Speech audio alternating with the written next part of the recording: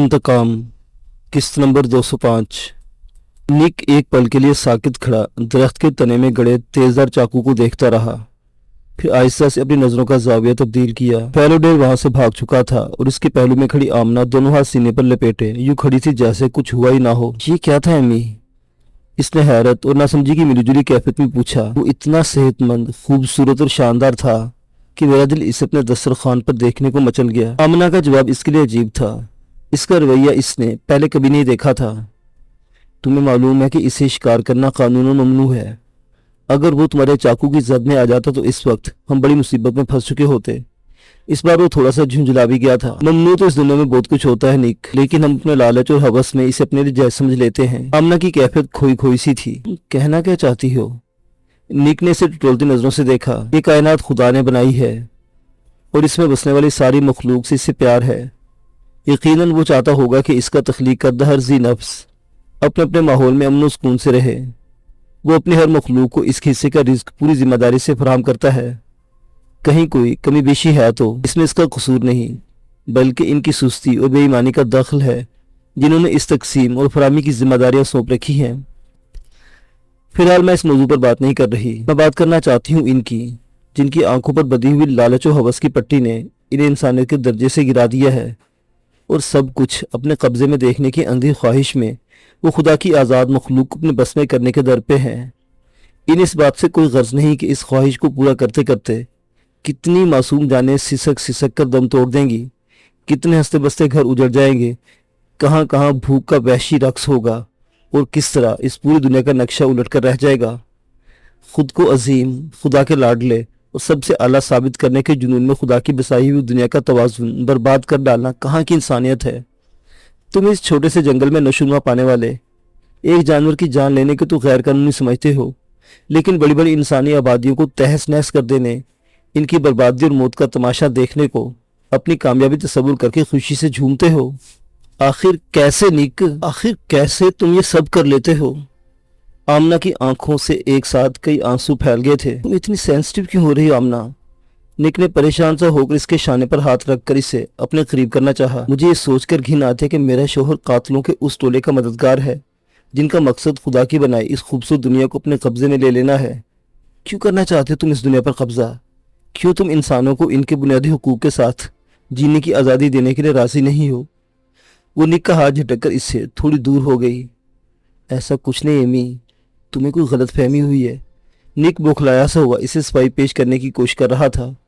इसके वहमो गुमान में भी नहीं था कि बहुत खुशगवार मूड में शुरू होने वाले इसके इस तफरीही दौरे में कोई ऐसा मोड़ भी आ सकता है। अगर मैं गलत फहमी का शिकार हूँ तो तुम इनकार कर दो कि दुनिया के तरक्की पजीर खित्तों में होने वाली गैर मामूली बारिशों और खौफनाक सैलाबों के पीछे तुम्हारी किसी टेक्नोलॉजी का कमाल नहीं था। वो तुरंत बोली तो निक को चुप सी लग गई। खुद को किसी एक कौम या अकीदे का फर्ज समझने के बजाय सिर्फ और सिर्फ एक इंसान बनकर सोचो, क्या ये सब कुछ जायज़ है? क्या तुम इस बोझ के साथ सुकून से जी सकते हो कि इंसानों के कत्लेआम में तुम भी हिस्सेदार थे? क्या तुम इस दुनिया में अपने औलाद को लाने का तस्वुर कर सकते हो जहाँ कोई भी ताकतवर किसी को कमज़ोर पाकर इसका नरखरा उधेड़ देता है? तरतीब और तवाज़ुन तो कभी भी तब्दील हो सकते हैं। बहुत पुरानी बात तो नहीं कि तुम्हारी नस्ल हिटलर के हाथों मिटाई जा रही थी, फिर तुम्हें अरूज मिला। इस अरूज में अगर तुम यूं ही जुल्म का बाजार गर्म किए रखोगे तो याद रखना, तरतीब एक बार फिर बदलेगी और तुम्हारी आने वाली नस्लें तुम्हारी बोई हुई फसल काटेंगी। इस सिलसिले को रोक दो निक, ख़त्म कर दो जुल्म का ये सिलसिला। इसे सुनने पर माइल पाकर वो एक ही सांस में जज्बाती लहजे में बोलती जा रही थी। कैसे रोक दूं, मेरे बस में है ही क्या मैं ऐसा कुछ कर सकूं? इस बार इसने शदीद झुंझुलाकर दाएं हाथ का मुक्का बनाकर जोर से बाएं की हथेली पर मारा। मैं ज्यादा से ज्यादा ये कर सकता हूँ कि अपनी जॉब छोड़ दूं, इस काम को तर्क कर दूं जिससे मुझे इश्क है, लेकिन इससे क्या फर्क पड़ेगा? काम तो फिर भी जारी रहेगा। मेरे अलग हो जाने से इनकी मनसूबाबंदी तो तब्दील नहीं हो जाएगी। और सच कहूँ तो अलग होना भी इतना आसान नहीं, 100 वजाहतें देना पड़ेंगी। इन शराइत को पूरा करना होगा जो जॉब ज्वाइन करते वक्त रखी गई थी। हो सकता है मुझ पर खुफिया निगाह भी रखी जाए कि मेरे इस फैसले के पीछे क्या सबब है। अब वो इसे अपनी मुश्किलात गिनवा रहा था। मैं तुमसे एकदम ये सब करने का नहीं कह रही निक, तुम आहिस्ता आहिस्ता भी ये कोशिश कर सकते हो। अब के आमना का लहजा नरम था। इसके बाद मैं क्या करूँगा? तुम पढ़े लिखे काबिल इंसान हो, तुम्हें दुनिया की किसी भी खित्ते में अपनी फील्ड में काम करने का मौका मिल सकता है। बस उस बार इंतखाब करते हुए इस बात का ख्याल रखना कि दुनिया पर कब्जा करने और उसकी खूबसूरती को तबाह करने का जुनून में मुब्तला लोगों का साथ ना दो। اسے نرم پا کر وہ اسے نصیحت کرتی جا رہی تھی۔ تمہیں مجھے سوچنے کا موقع دینا ہوگا ایمی۔ اگرچہ تمہاری باتیں میرے دل کو لگ رہی ہیں، لیکن یہ بھی اپنی جگہ ایک حقیقت ہے کہ میں اسرائیل کی خدمت کا جذبہ اور خواب اپنے دل میں بسا کر پروان چڑھا ہوں۔ میں نے آج تک جو کچھ کیا ہے یہ سوچ کر کیا کہ میں اپنے وطن اور قوم کی خدمت کر رہا ہوں۔ میں تم سے بہت محبت کرتا ہوں، لیکن یہ بھی سچ ہے کہ تمہاری خاطری سے ہی میں یوں اچانک اپنے وطن کو چھوڑنے کا فیصلہ نہیں کر سکتا۔ نک کا رد عمل غیر فطری نہیں تھا۔ آمنہ کچھ دیر تک اپنی جگہ کھڑی کچھ سوچتی رہی، پھر ایک گہری سانس لے کر بولی، ٹھیک ہے، تم اچھی طرح سوچ سمجھ لو۔ مجھے امید ہے تم جیسا مہذب انسان کوئی بھی فیصلہ کرتے وقت پہلی ترجیح انسانیت کو دے گا۔ اگر میرا فیصلہ تمہاری امید کے خلاف ہوا تو نک نے اسے سوالے نظروں سے دیکھا تو وہ گمسم سے انداز میں بڑبڑائی، میں جاننا چاہتا ہوں کہ اس صورت میں تمہارا فیصلہ کیا ہوگا؟ اس سوال کا جواب وقت پر چھوڑ دیتے ہیں۔ وہ پھیکا سا مسکرائی، مجھے چھوڑنے کا فیصلہ کسی صورت نہیں کرنا ایمی، میں تم سے جدا ہونے کا تصور بھی نہیں کرنا چاہتا۔ نک نے اسے التجا کی، فکر مت کرو، میں اس کی نوبت ہی نہیں آنے دوں گی۔ آمنہ نے مضبوط لہجے میں بولتے ہوئے اس کا ہاتھ تھام لیا۔ آؤ واپس چلتے ہیں، ہمارے خیمے ہمارا انتظار کر رہے ہیں۔ ہاں چلتے ہیں، نک اس کے ساتھ چل پڑا۔ اب جنگل میں تاریکی اتر آئی تھی، اس لیے وہ راستہ دیکھنے کے لیے ٹارچ روشن کر چکے تھے۔ کیمپ سائٹ پر پہنچے تو وہاں اچھا خاصا بڑا الاؤ روشن تھا۔ یقیناً ان کے بعد وہاں آ کر کیمپ لگانے والوں نے جلایا تھا۔ 4 افراد کا گروپ الاؤ کے گرد بیٹھا خوش گپیاں کرتے کچھ کھانے پینے میں مصروف تھا۔ ان دونوں کو آتے دیکھ کر ان لوگوں نے ہاتھ ہلائے، جس کا مطلب یہ تھا کہ وہ دوستانہ مزاج کے لوگ ہیں اور ان کی اپنے ساتھ وہاں موجودگی کو بخوشی قبول کر رہے ہیں۔ چل کر ہیل ہوائے کر لیتے ہیں، آمنہ نے تجویز پیش کی اور پھر اس کے جواب کا انتظار کیے بغیر اس گروپ کی طرف بڑھ گئی۔ نک کی طبیعت اگرچہ کافی بوجھل ہو رہی تھی اور آمنہ سے ہونے والی گفتگو کے نتیجے خود کو کافی دباؤ میں محسوس کر رہا تھا، پھر بھی صرف اور صرف اس کی خوشی کے لیے اس کی پیروی کی۔ میں مراد ہوں اور یہ میری بیوی تانیہ، ہم سیاح ہیں اور دنیا گھومنا ہمارا شوق، اور یہ شوق ہمیں اس بار اسرائیل لے آیا ہے اور ہم خوش ہیں کہ ہم نے ایک بہترین جگہ کا انتخاب کیا ہے۔ وہاں تعارف کا مرحلہ شروع ہو چکا تھا۔ میں آمنہ ہوں اور یہ میرا شوہر نک۔ نک مقامی ہے، جبکہ میں ایران سے ہجرت کر کے یہاں آئی ہوں۔ یا میری نک سے ملاقات ہوئی، ہم نے ایک دوسرے کو پسند کی اور پھر شادی کر لی۔ جواباً آمنہ نے بھی انہیں اپنا تعارف کرایا، ساتھ ساتھ اس کی نظریں ان کے باقی 2 ساتھیوں کو بھی جائزہ لے رہی تھی۔ تم لوگوں سے مل کر خوشی ہوئی، تم ایک خوبصورت کپل ہو۔ تانیہ جو اصل میں ماہ بانو تھی اس سے مصافحہ کرتے خوش دلی سے بولی۔ شہریار اور نک نے بھی رسمی سا مصافحہ کیا۔ یہ میرے دوست عمار اور ارتضیٰ ہے۔ ارتضیٰ مقامی ہے، جبکہ عمار بزنس کے سلسلے میں کشمیر سے ہی آئے ہوئے ہیں۔ ارتضیٰ عمار کے مقامی آفس کو لک آفٹر کرتے ہیں اور ساتھ ساتھ عمار کو ہیپا کی سیر کروانے کی بھی کوشش کر رہے ہیں۔ ہمارے ان دونوں سے اس ٹرپ کے آغاز پر ہی ملاقات ہوئی ہے۔ ہمیں لگا کہ اچھے ساتھی ثابت ہو سکتے، اس لیے ان کے ساتھ گروپ بنا لیا۔ ہم نے مل کر انجوائے کر رہے ہیں، اگر آپ دونوں چاہیں تو ہمیں جوائن کر سکتے ہیں۔ شہریار نے تعارف کا مرحلہ مکمل کرتے ہی انہیں پیشکش کر ڈالی۔ بہت شکریہ، لیکن نک اسے انکار کرنا چاہتا تھا، لیکن آمنہ نے اس کی بات کاٹ دی اور جوش سے بولی، کیوں نہیں مسٹر مراد، ہمیں آپ کو جوائن کر کے بہت خوشی ہوگی۔ مجھے بہت شوق ہے دنیا کے مختلف حصوں سے تعلق رکھنے والوں سے ملنے اور ان کے متعلق جاننے کا۔ پھر اس نے نک کی طرف اپنا رخ موڑا اور لاڈ سے بولی، ڈارلنگ، کیا تم ڈنر کے لیے پیک کروایا گیا کھانا اپنے خیمے سے نکال کر لے آؤ گے؟ ہم آپس میں شیئر کر کے ڈنر کریں گے تو زیادہ لطف رہے گا۔ اوکے۔ نک کو چاروں نہ چار وہاں سے جانا پڑا۔ میں چچا کی سفارش پر صرف اور صرف انسانیت کی خاطر اس کام کے لیے تیار ہوئی ہوں۔ نک کو دھوکہ دینا مجھے اچھا نہیں لگ رہا، لیکن چونکہ یہ لاکھوں انسانوں کی زندگی کا معاملہ ہے تو میں تم سے تعاون کے لیے مجبور ہوں، اور اس تعاون کے بدلے میں صرف اور صرف نک کی سلامتی چاہتی ہوں۔ اس کے چہرے کی مسکراہٹ غائب ہو گئی تھی اور وہ نہایت سنجیدہ لہجے میں ان چاروں سے بیک وقت مخاطب تھی۔ آپ فکر نہ کریں خاتون، مسٹر نک پر کوئی آنچ نہیں آئے گی۔ ہم کچھ ضروری معلومات حاصل کرنے کے سوا ان سے کسی چیز کے خواہاں نہیں۔ عمار کے نام سے متعارف کرائے جانے والے معاذ نے اسے تسلی دی، اس کی بات پر یقین کر لو پیاری، جس طرح تم انسانیت کے نام پر ہماری مدد کر رہی ہو، یہ بھی انسانیت کے لیے ہی بہت سی قربانیاں دے کر یہاں موجود ہے۔ ہم میں سے کوئی بھی ایسا کچھ نہیں کرے گا جو تمہاری ہنستی کھیلتی زندگی کو برباد کر دے۔ ماں بانو نے بھی اس کا ہاتھ تھام کر اسے تسلی دی، پھر نک کو آتا ہوا دیکھ کر تھوڑے فاصلے پر ہو گئی۔ تمہیں مسٹر نک کو دیکھ کر کچھ سیکھنا چاہیے مراد، ایک فرمانبردار شوہر خوشگوار ازدواجی زندگی کے لیے بہت ضروری ہے۔ نک نے کھانے کے باکسز لا کر آمنہ کے ہاتھ میں تھمائے تو ماں بانو شرارت سے بولی، تم بھول رہی پیری وائف، شادی کے ابتدائی عرصے میں بھی ایسا ہی ہوا کرتا تھا۔ ان کی شادی کو بھی چند برس مزید گزرنے دو، مسٹر نک کی فرمانبرداری میں بھی فرق آ جائے گا۔ شہریار کے ترنت دیے جواب پر وہاں ایک زوردار قہقہ گونجا۔ نک نے بھی خود پر جاری جمود کو توپتا ہوا محسوس کیا اور دھیرے سے مسکرایا۔ اس کے بعد کا سارا وقت خوشگوار تھا۔ انہوں نے ساتھ مل کر ڈنر کرتے ہوئے آپس میں خوب باتیں کی۔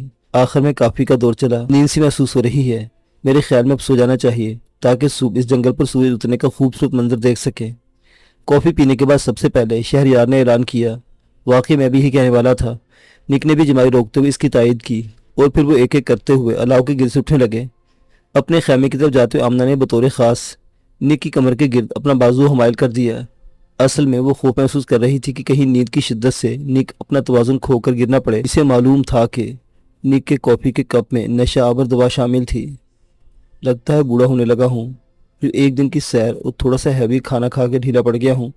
طبیعت کا بوجھل پر محسوس کر کے نک بڑبڑایا، ایسی کوئی بات نہیں ہے، میں بھی کچھ تمہاری جیسی کیفیت ہے، آرام سے سو جاؤ، صبح اٹھو گے تو فریش ہو گئے۔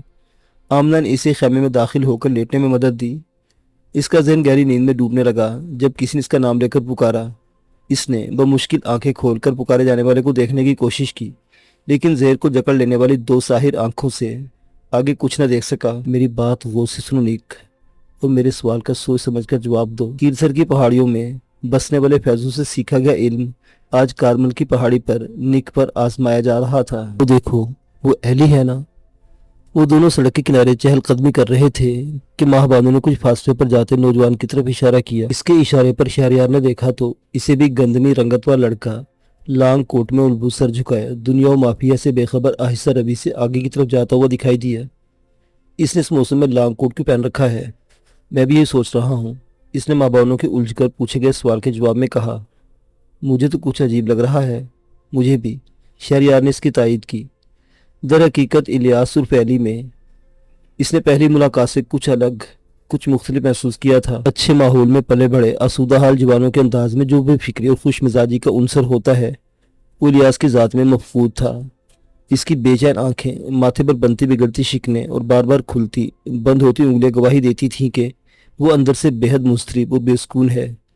کیا ہم اس کا پیچھا کریں؟ ماہ بانو نے پوچھا۔ اصولاً کرنا تو نہیں چاہیے، لیکن میرا دل کہتا ہے کہ ہمیں ایسا کر لینا چاہیے۔ تو بس ٹھیک ہے، پاسبان عقل کو فی الحال ذرا سائڈ پر کرتے ہیں اور دل کی مانتے ہوئے اس کے پیچھے چل پڑتے ہیں۔ ماں بانو پرجوش ہوئی۔ تعاقب کا یہ سلسلہ زیادہ طویل ثابت نہیں ہوا۔ ایلی کی منزل قریبی بازار تھا۔ وہاں اس نے پہلے کتابوں کی ایک دکان کا رخ کیا۔ دکان پر وہ اطمینان سے کتابیں دیکھتا رہا۔ مجبوراً شہریار اور ماں بانو کو بھی یہی کام کرنا پڑا۔ جب تک ایلی نے خوب چھان پھٹک کر دو انگریزی کتب منتخب کی، ماں بانو نے بھی ایک کتاب کا انتخاب کر لیا۔ بل جمع کروانے والوں کی قطار میں وہ بھی اس کے بالکل پیچھے کھڑی تھی، جبکہ شہریار ایک سور سے ٹیک لگا کھڑا دور سے اس کا جائزہ لے رہا تھا۔ ابھی تک اس نے کوئی مشکوک حرکت نہیں کی تھی، پھر بھی اس کی طرف سے چکنا تھا۔ بہترین انتخاب۔ آپ کا انتخاب ہر بار مجھے متاثر کرتا ہے۔ قیمت کی ادائیگی کے لیے ایلی نے کتابوں کو کاؤنٹر پر رکھا تو کاؤنٹر پر موجود نوجوان لڑکی نے مسکرا کر اسے سراہا۔ ایلی کے پیچھے کھڑی ماہ بانو نے بھی یہ الفاظ بخوبی سنے اور اسے اندازہ ہوا کہ وہ پہلے بھی کئی بار اس بک سٹور پر آ چکا ہے۔ انتخاب تو اس بک سٹور کے انتظامیہ کا بھی بہت اچھا ہے۔ یہاں آنے والوں کو کتابوں کی اچھی کلیکشن کے ساتھ ساتھ عمدہ سٹاف کا تعاون بھی حاصل رہتا ہے۔ ایلی کی جوابی تعریف کچھ معنی خیز تھی، جسے سن کر کاؤنٹر گرل نے ایک کھنکھناتا ہوا کہکا لگایا، پھر شوخ لہجے میں بولی، کیا تم مجھ سے فلرٹ کرنے کی کوشش کر رہے ہو؟ دیکھنا یہ ہے کہ اس کوشش میں کامیابی کب تک حاصل ہوتی ہے۔ سٹور کی ساری کتابیں بکنے تک۔ ایلی کی معنی خیز لہجے کے جواب میں لڑکی نے شوخی بھری بے نیازی سے جواب دیا۔ اس دوران بل بننے اور رقم کی ادائیگی وغیرہ کا سلسلہ جاری رہا۔ چنانچہ جیسے ہی لڑکی نے کتب ایک کاغذی تھیلے میں ڈال کر ایلی کو تھمائی، ایلی کاؤنٹر سے ہٹ گیا اور لڑکی ماہ بانو کا بل بنانے لگی۔ اکلوتی کتاب کی قیمت ادا کر کے بک سٹور سے باہر نکلتے میں اسے زیادہ وقت نہیں لگا۔ فوراً ایلی کے پیچھے باہر نکلنے والے شہریار سے جا ملی۔ ایلی کہاں ہے؟ اس نے دریافت کیا۔ وہ رہا۔ شہریار نے آنکھوں سے اشارہ کیا تو اس نے دیکھا کہ ایلی ایک سٹال سے فلافل خرید کر پلٹ رہا ہے۔ بظاہر یہ کاؤنٹر گرل کو شیشے میں اتارنے کے لیے بک شاپ کے چکر لگا رہا ہے، لیکن میری چھٹی اس مسلسل کسی گڑبڑ کا اشارہ دے رہی ہے۔ اس نے شہریار کو اپنی رائے سے آگاہ کیا۔ وہ اس علاقے کی ریکی کر رہا ہے۔ وہ یہاں کچھ کرنا چاہتا ہے، لیکن اس سے پہلے خود کو اس علاقے سے اچھی طرح آشنا کرنے کے ساتھ ساتھ دوسروں کے لیے خود کو اس عجیب سے حلیے کے ساتھ قابل قبول بنانا چاہتا ہے۔ شہریار کے سنجیدگی سے دیے جواب نے اسے ششدر کر دیا۔ اس کے بعد بھی وہ خاصا فاصلہ اور احتیاط سے اس کا جائزہ لیتے رہے۔ اس نے ایک دو دوسری دکانوں سے بھی چھوٹی موٹی شاپنگ کی اور پھر فلافل کا پیکٹ لیے قریبی پارک کی بینچ پر جا بیٹھا۔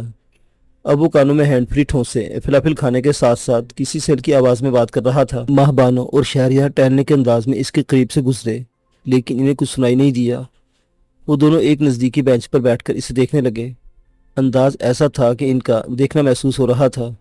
ایلی نے بھی محسوس کیا اور کول بند کر کے ان کی طرف متوجہ ہوا۔ ایکسکیوز می، تم لیلا وہبی کے بیٹے الیاس ہونا؟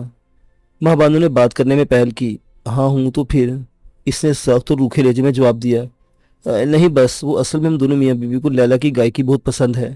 ہم یروشلم میں ڈاکٹر سوسن اور ڈاکٹر لیف کے ساتھ لیلا سے ملنے گئے تھے تو تمہیں وہاں دیکھا، بلکہ ہماری تم سے ملاقات بھی ہوئی تھی۔